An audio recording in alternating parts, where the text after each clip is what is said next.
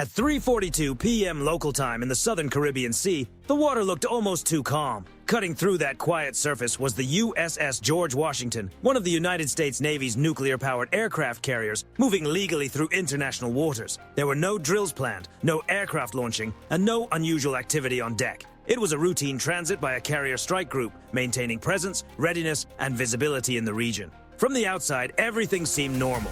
But below the flight deck, inside the ship's operations center, that calm picture began to change. A radar technician leaned closer to his screen. New surface contacts had appeared. Not one, not two, 6. They showed up almost at the same time, spread wide across the display. At first, they might have looked like ordinary regional traffic, but within moments, the system flagged details that did not fit. None of the vessels were transmitting AIS identification, no automated signals. No commercial markers. More importantly, their movement did not look like civilian shipping. They were adjusting course with purpose. The 6 contacts were approaching from different directions, closing in at a steady but deliberate pace. They were not rushing, and they were not simply drifting. Their movement suggested coordination. To trained Naval Watch standards, the pattern was clear. This was not random traffic. It was a convergence. The bridge was notified. The distance was still not close enough to require an immediate maneuver, but the pattern deserved attention. The order was calm and direct. Record everything, keep tracking, and maintain course. The carrier did not change speed. It did not turn away. The response was disciplined, measured, and professional. Minute by minute, the 6 contacts continued tightening their positions. What started as a wide arc slowly narrowed. Bearings shifted, distance decreased. The closest point of approach was recalculated at under 5 nautical miles and still shrinking. Radio hails were sent on international maritime channels. No answer. A second message followed, this time repeated in Spanish. Still no response. At sea, silence can mean many things. Here, it appeared to be intentional. By 3:49 p.m., optical sensors confirmed what the radar picture had been suggesting. The contacts were Venezuelan naval vessels, patrol ships, and smaller military craft, far smaller than the carrier, but clearly official naval units. Hull numbers were logged. Mast profiles matched known Venezuelan classes. Crew movement was visible on deck, and their wakes showed sharp, purposeful maneuvering. 6 naval vessels around 1 carrier. The difference in size was obvious, but at sea, influence is not measured only by scale. In close-range encounters, distance itself becomes important. The closer vessels get, the higher the chance that a simple misread or sudden move can turn a tense moment into something far more serious. Inside the operations center, the atmosphere stayed controlled. No shouting, no panic, no dramatic movements. Systems continued humming. Radar tracks were tagged and updated. Electronic sensors quietly collected information, recording signals, patterns, and behavior. This was not yet a crisis, but it was no longer routine. At 3:53 p.m., one Venezuelan vessel changed course sharply, moving closer toward the carrier's starboard quarter. Another made a similar move from the opposite side. 2 more slowed slightly and held position ahead. The final pair remained behind at a measured distance. A loose ring was beginning to form. To someone unfamiliar with naval movement, it may have looked scattered. To professionals, the message was clear. It was a soft encirclement. Pressure without contact, presence without a direct challenge. The kind of maneuver meant to test reactions, create a visual moment, and see what response it could draw. On board the USS George Washington, there was no rush to the rails. No aircraft were launched. No dramatic warning followed beyond the standard radio calls. The carrier held its course, steady and predictable. In moments like this, every action sends a message. And one of the strongest messages the U.S. Navy can send is discipline. At 3:56 p.m., the closest Venezuelan vessel moved inside 3 nautical miles. Every watchstander understood what that meant. This was no longer simple observation. It had become a direct encounter, and the situation was beginning to shift quickly. By 3:57 p.m., the shape of the encounter was fully visible. 6 Venezuelan naval vessels had taken distinct positions around the carrier's projected path. 2 were near the bow, offset just enough to demand attention. 2 paced along the sides, 2 followed behind at a controlled distance. None were close enough to make contact. All were close enough to matter. Inside the operations center, every movement was being recorded in real time. Bearings were updated, speeds were recalculated, closest points of approach were refined down to 1/10 of a nautical mile. This was not guessing. It was mathematics, training, and experience working together. The carrier kept a steady speed, no course change, no visible reaction. That choice was intentional. In naval operations, staying predictable under pressure is not a sign of weakness. It is a sign of control. Sudden turns at sea can create confusion in seconds. Holding a steady course removes that uncertainty. It gives the other side no easy excuse to claim a misunderstanding, while making it clear that any unsafe movement would be the responsibility of the vessels closing in. At 3:59 p.m., the first Venezuelan ship moved inside 2.5 nautical miles. Its wake sharpened as the engines appeared to push a little harder. Optical sensors showed activity near the bridge and forward deck. No forward systems were actively positioned. Nothing was aimed. Still, the posture was alert. Another radio message was sent. This is a United States Navy vessel operating in international waters. You are approaching at an unsafe distance. State your intentions. The channel stayed silent. Electronic sensors picked up brief, low-power radar activity. It was not the kind associated with direct engagement, but it was active scanning, the type used to build awareness, measure reactions, and understand what the other side might do next. Every signal was recorded. This was the gray zone, the space between routine navigation and open confrontation. A place where pressure is applied carefully, without crossing a clear legal line. Venezuela was using distance as leverage, letting proximity send the message. On the carrier's bridge, the captain watched without visible urgency. There was no need for dramatic movement, because the response was already happening quietly. Escort ships made subtle adjustments, preserving protective arcs without making a show of it. Aviation crews remained prepared, not rushing, but ready. The carrier's defensive systems stayed passive, listening instead of broadcasting.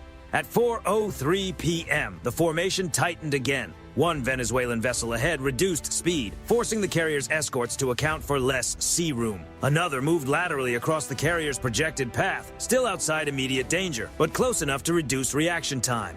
The remaining ships held their places, reinforcing the image of a moving ring. This was not random. It required coordination, communication, and intent. Still, there was no answer to the radio calls. In encounters like this, silence can become the strongest signal. It gives one side room to later claim that nothing was heard, nothing was said, and nothing was ordered. Ambiguity becomes protection, but ambiguity can work against both sides. By 4:06 p.m., the closest point of approach dropped below 2 nautical miles. That did not cross a legal boundary, but it crossed a professional one. At that distance, even a small steering mistake could create a serious international incident. Inside the operations center, the report came through calmly. Contact maneuvering with intent. No alarms, no raised voices, no panic. The crew followed procedure exactly. Non-escalatory response options were reviewed. Aviation assets prepared for possible launch, not as a show of force, but to observe and document. Cameras, sensors, and recorders became the priority.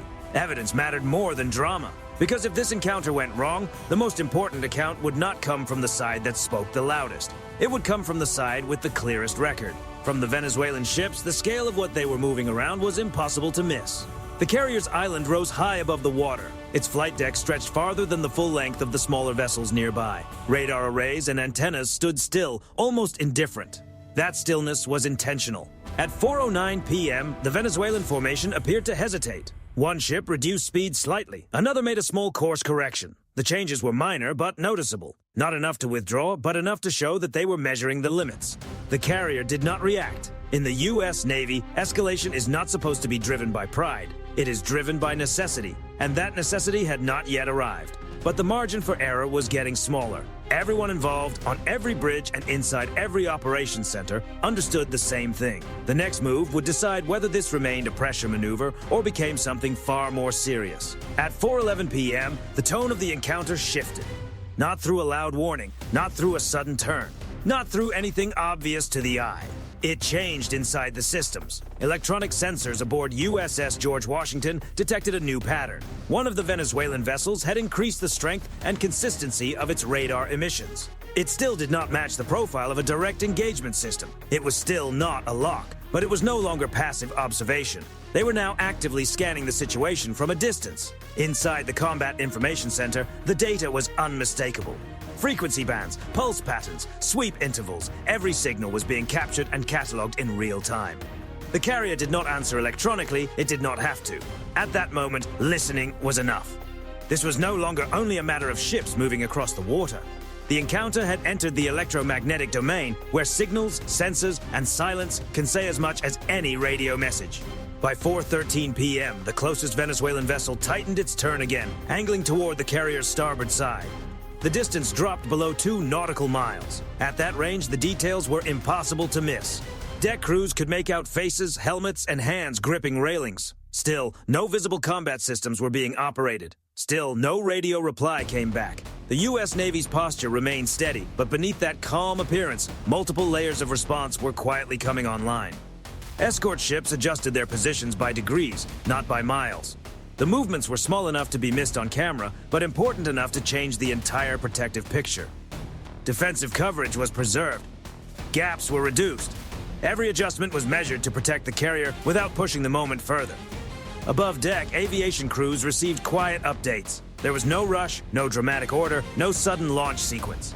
Just readiness. A helicopter waited in position, rotors still, crew already strapped in. Its purpose, if called upon, would not be confrontation. It would be observation, because at sea, eyes matter.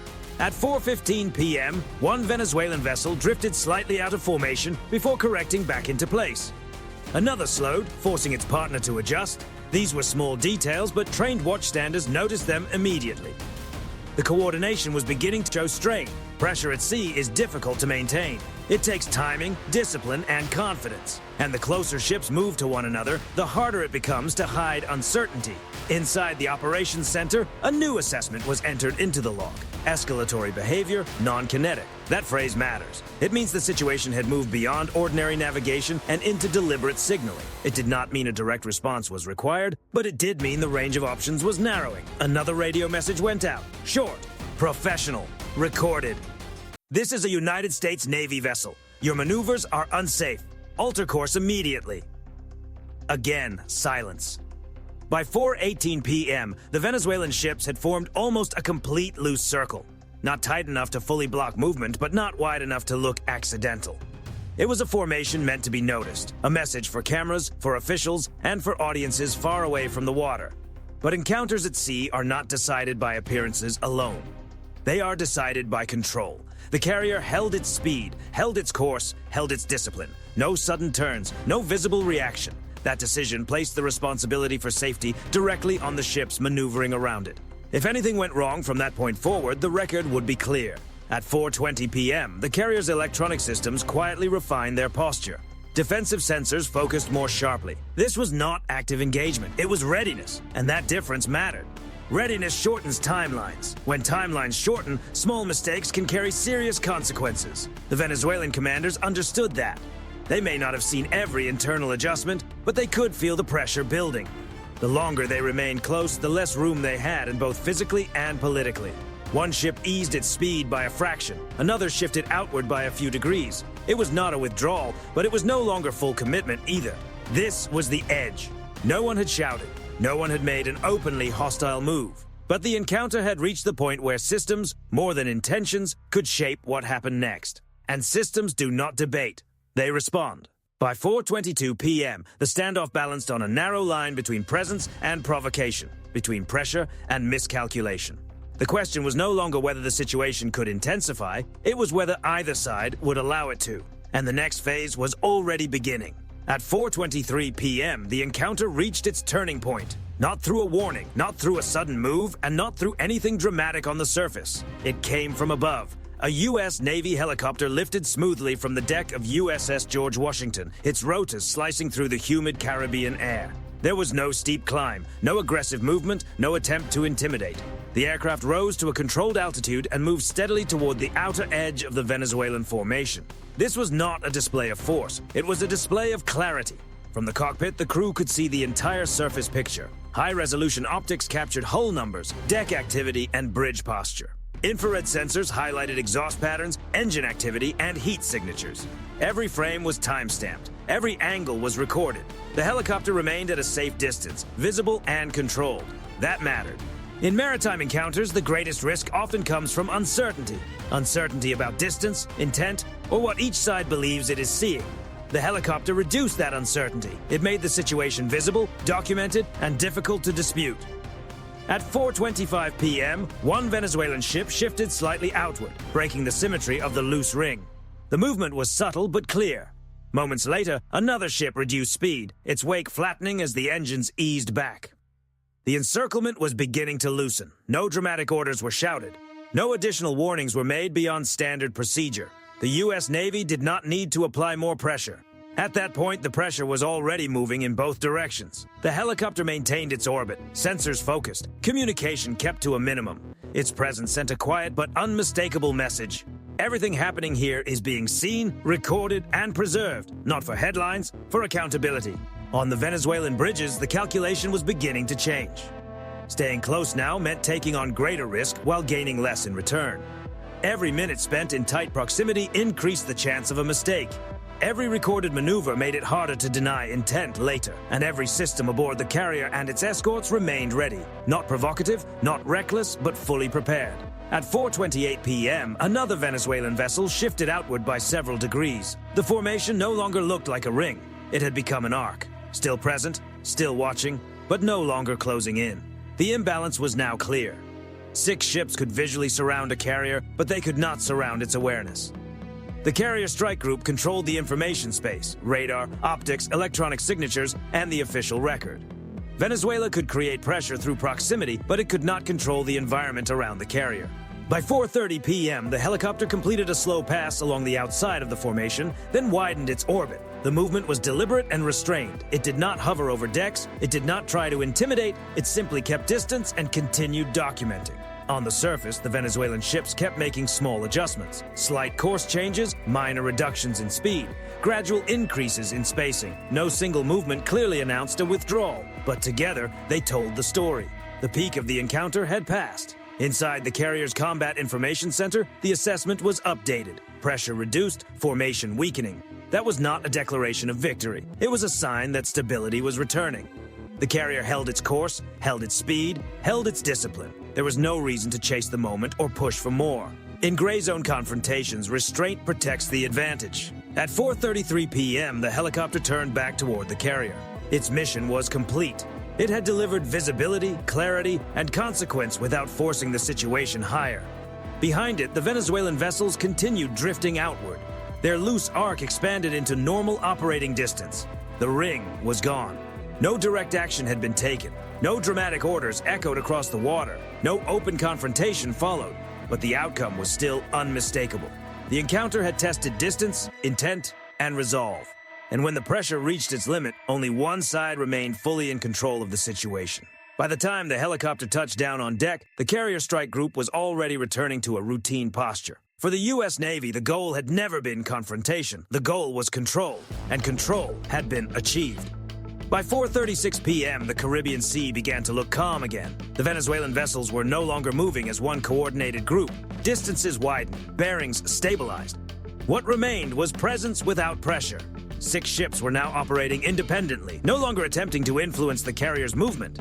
From the bridge of USS George Washington, the scene once again appeared ordinary. Engines steady, course unchanged. The carrier continued forward exactly as planned, its transit uninterrupted. But what had happened would not disappear with the wake. Below deck, the most important work was still underway. Inside the Combat Information Center, the encounter was being closed out step by step. Radar tracks were finalized, timestamps were verified, optical footage was matched against electronic logs. Every radio call, every maneuver, every signal was organized into one complete record. This was not routine paperwork. In modern naval operations, documentation is deterrence. It defines responsibility. It removes uncertainty. And it ensures that if questions are asked later by governments, allies, or international authorities, the answers are clear and precise. The Venezuelan ships had not crossed the final line. The United States had not escalated either. But intent had been measured, behavior had been recorded, and the outcome was preserved. From a tactical standpoint, the result was clear. The carrier strike group kept its freedom of movement. No change of course, no reduction in speed, no operational delay. The surrounding vessels backed away without forcing the situation further. From a strategic standpoint, the meaning was bigger. Encounters like this are not about winning a battle. They are about shaping behavior. Venezuela had tested proximity as a tool of pressure, a gray zone tactic designed to provoke a reaction while staying below a clear legal threshold. The U.S. Navy answered with discipline, visibility, and control. No sudden movements, no unnecessary signals, no reckless response. Just steady presence, fully recorded and impossible to ignore.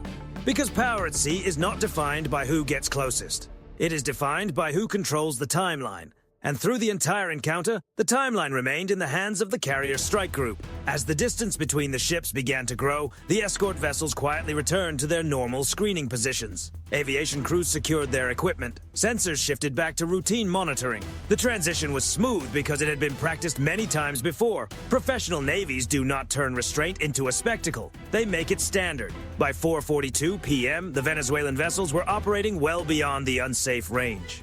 The encounter was effectively finished. No formal message followed, none was needed. At sea, silence after a tense moment can be deliberate. It gives both sides a way to step back without forcing a public statement. It protects stability without demanding an explanation. And in this case, that silence said enough. The carrier continued its passage through international waters exactly as permitted under international law. Around it, the ocean slowly returned to normal traffic patterns. A few hours later, an outside observer would have seen nothing unusual. No visible trace remained on the surface, but the systems remembered everything. Every radar sweep, every course adjustment, every minute spent inside close proximity, every signal, every distance, every movement was preserved in the record. Those records would shape future decisions, not only in the Caribbean, but anywhere similar pressure tactics are tested against steady presence. The lesson from this encounter was not dramatic, it was procedural. When challenged at sea, escalation is not automatic. Discipline can decide the outcome. Documentation can be stronger than provocation. And control does not always require a visible response. The Venezuelan ships had approached with purpose. They had applied pressure, but when the situation reached its limit, they moved away. Not because of a public order, but because the balance of the moment left them with no better option. Nothing explosive happened that afternoon. No dramatic warning echoed across the water. No breaking headline captured the moment as it unfolded. Still, the message was clear. At sea, restraint backed by capability is not weakness. It is control.